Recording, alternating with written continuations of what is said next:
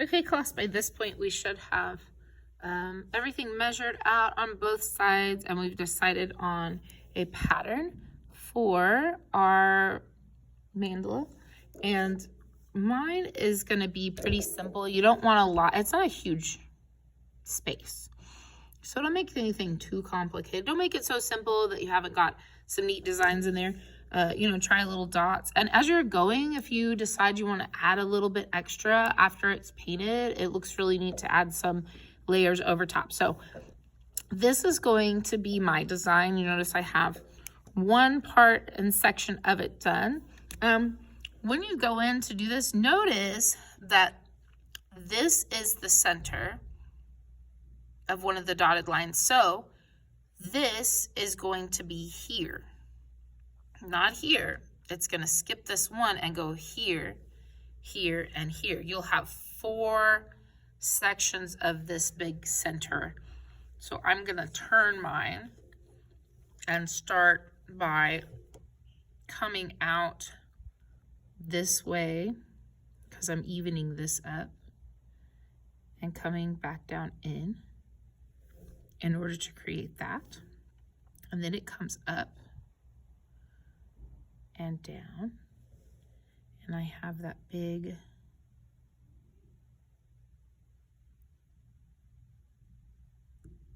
center part. We try to make it as even on both sides as we can. You're going to be painting inside of this, so it's, if you need to even it out and add, see, I'm just adding a little more. They won't be able to see that section once we paint it over, so that is fine. Don't stress about that. In the center, we're mirroring this image in order to create that balance and unity. And we're putting a diamond in.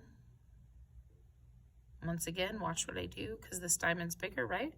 I can just come right back over, because when I paint over this, you're not going to be seeing the lines. I got you guys some fine line painting. Here's where that's supposed to go. So that's going to come up. They're little paint brushes. They're very tiny, which is going to be great. So now I turn it in order to create this diamond. Again, I meet here, and then I come down. I turn, and I do it again. Creating the diamond, trying to pay attention to how far out I go, trying my best to make it as even as possible.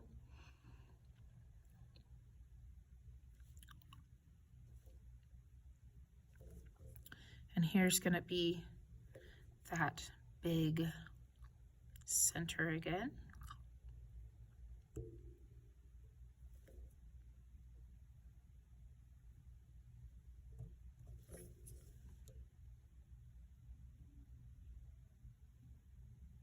I think I made that a little big, but yep. So what I can do is I can actually go and lessen that a bit. Come up, come out like that. There we go. And remember, just pay attention. Like if you need to kind of X this out, and you'll paint over top of that with your acrylic. That's too far down, so we're going to come back up.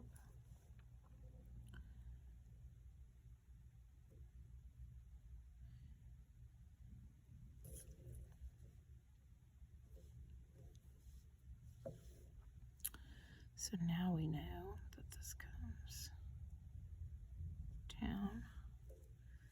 And this will be our last one like this. I've got to go back in and add this diamond.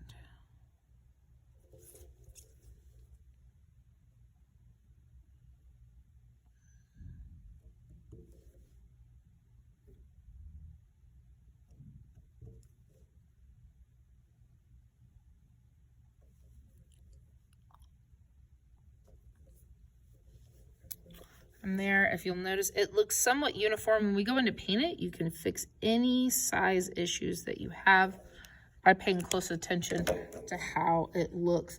Like I said, don't do something that's going to be too difficult for you. And of course, you notice I go back in and I can add my dots. I can adjust the size of those as I'm going in as well.